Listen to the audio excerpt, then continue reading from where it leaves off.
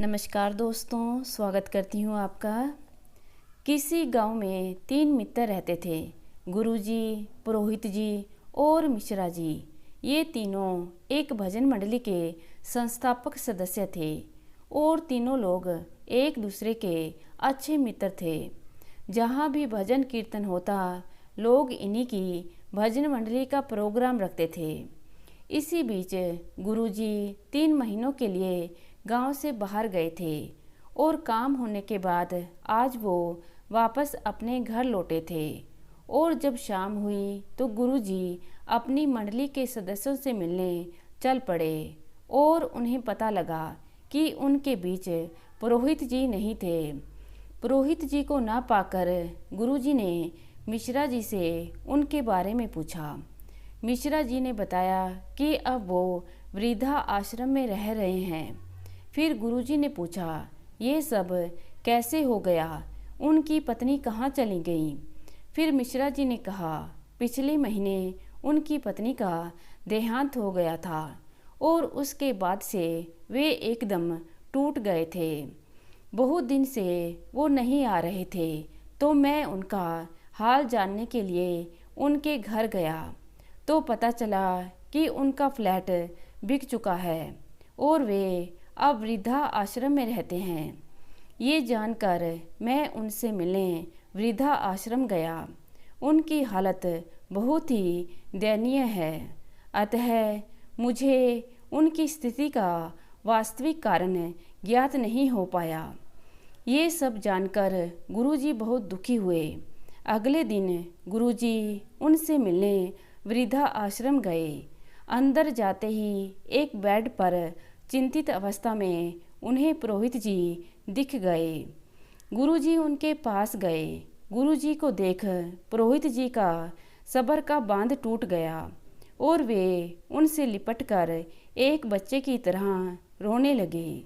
गुरुजी ने उनसे कहा, तुम मुझे विस्तार से बताओ, ये सब कैसे हुआ? तब पुरोहित जी अपने हाथों से नम हो चुकी पलकों को पोंछकर कहते हैं, तुम्हारे जाने के बाद मेरी पत्नी की मृत्यु हो गई। बेटा और बहू अमेरिका में रहते हैं।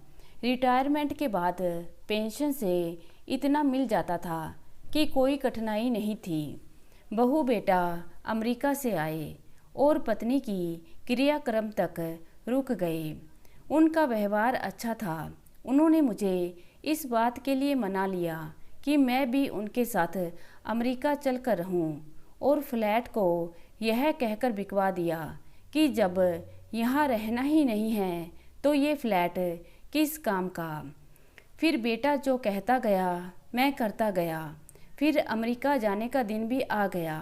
हम एयरपोर्ट पर गए।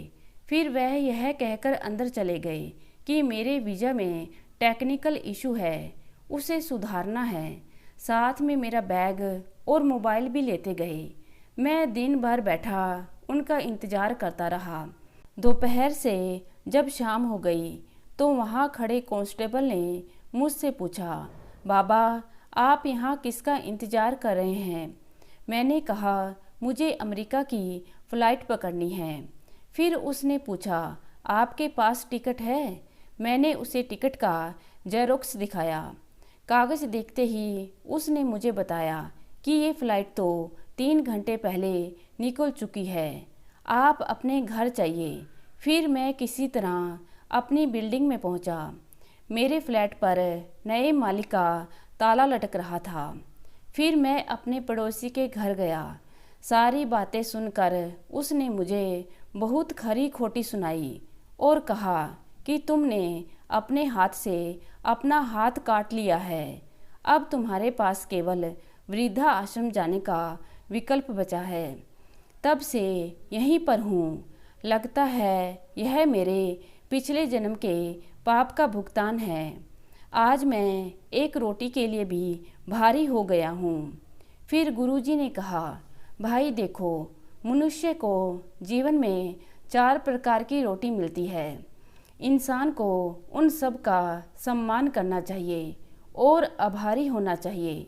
फिर पुरोहित जी ने कहा, मैं समझा नहीं।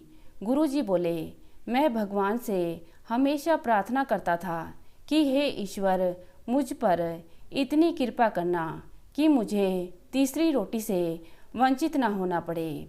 और तुम पूछते थे कि क्या तुम्हारी बहू तुम्हें 3 रोटी ही खाने को देती है, और मैं हर बार इस बात को टाल देता था। आज मैं तुमको उस प्रार्थना का मतलब बताता हूँ। पहली रोटी माँ के हाथ की होती है, जिसमें ममता भरी होती है। खाने से पेट भर जाता है, लेकिन मन नहीं भरता।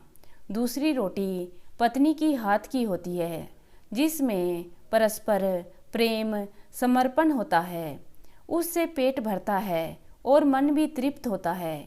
तीसरी रोटी बहू की हाथ की होती है, जिसमें कर्तव्य का भाव होता है और उसमें भी स्वाद होता है, पेट भी भरता है। और चौथी रोटी नौकरानी की हाथ की होती है, जिसमें प्यार और अपनेपन का भाव नहीं रहता तथा स्वाद का भी भरोसा नहीं रहता। अतः हर किसी को माँ की पूजा और आदर करना चाहिए। बीवी को प्यार और इज्जत देनी चाहिए। बहू को बेटी समझो और उसे सम्मान दो। अगर नसीब से नौकरानी के हाथ की रोटी खाने की नौबत आ जाए तो स्वाद की उम्मीद ना करो। केवल जीने भर खाओ ताकि बुढ़ापा आराम से कट सके। फिर गुरुजी ने कहा, तुम अब यहीं पर खुश रहना सीखो। मैं और भजन मंडली के मित्रगण तुमसे समय समय पर आकर मिलते रहेंगे। जो बीत गई वो बात गई, उनको छोड़कर आगे की यात्रा आनंदमय बनाने का प्रयास करो। पुरोहित जी ने मुस्कुराकर कहा, तुम्हारी बातों से मुझे बहुत राहत मिली। मैं ईश्वर से प्रार्थना करूँगा कि तुम्हारी तीसरी रोटी आजीवन बनी रहे। तो दोस्तों, कैसी लगी आज की कहानी? उम्मीद करती हूँ कहानी को पसंद करेंगे। धन्यवाद।